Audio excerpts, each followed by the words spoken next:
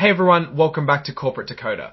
Ever wonder what happens after the shareholders of a company get together and vote?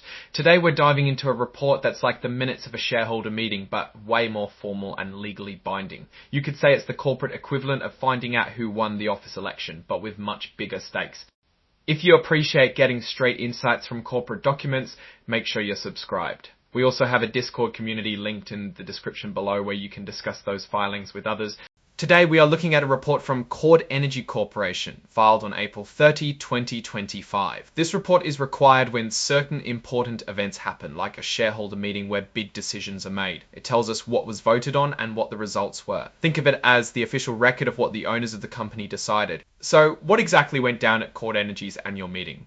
Well, shareholders got to vote on a few key things. First, they elected the people who would sit on the company's board of directors, basically the group that steers the ship. Second, they gave their opinion on how the company's top executives are paid, a kind of thumbs up or thumbs down on those big paychecks. And third, they approved who would be the company's official bean counters. Making sure the books are in order, let's talk about the votes. One of the key votes was about executive pay. Shareholders got to weigh in on whether they thought the company's top bosses were being paid fairly. Now, this vote isn't binding, meaning the company doesn't have to change anything based on the results, but it's a good way for shareholders to send a message if they think the executives are making too much or not enough. First off, all 11 directors were elected. That means the shareholders were happy with the people running the company. Let's look at the numbers. For Douglas Brooks, we see 48,178,789 votes for, which is great. There were only 77,621 votes against and 61 voted on by the brokers holding them. It was a similar story for all the other directors, with strong support across the board. Now, if we look down a bit at Marguerite Wong Chapman, they got a bit more resistance with 5,702,496 votes against. That's still not bad, but it's worth noting that some shareholders had reservations about their election. Next up, the vote on executive pay. This is always an interesting one. Here you see 47,323,840,000, 840,000, 84 voted against, and 254,371 abstained. So while the proposal passed, there was a sizable chunk of shareholders who weren't completely happy with the executive compensation. Finally, the shareholders voted on who would be the company's independent accounting firm.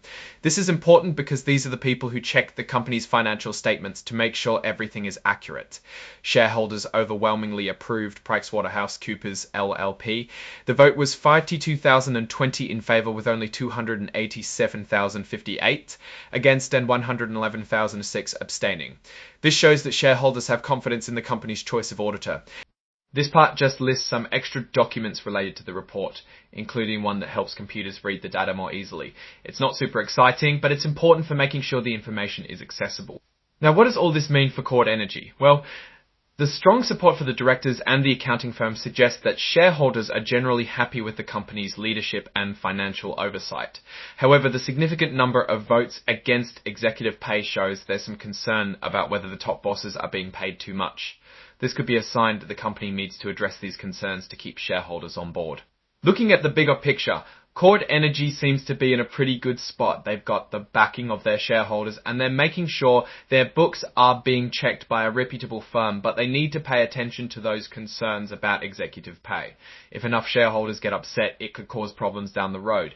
In conclusion, Chord Energy's report shows a company that's generally well supported by its shareholders, but with a few potential bumps in the road. It's a reminder that even successful companies need to listen to their owners and make sure everyone's on the same page. Alright, that's our breakdown of Chord Energy's latest filing. What's your take on these votes and what they signal for the company's future? Drop your thoughts in the comments. If this analysis was valuable, hitting that like button really helps, and subscribe for more deep dives. Don't forget to check out the Discord in the description. Thanks for watching. See you next time.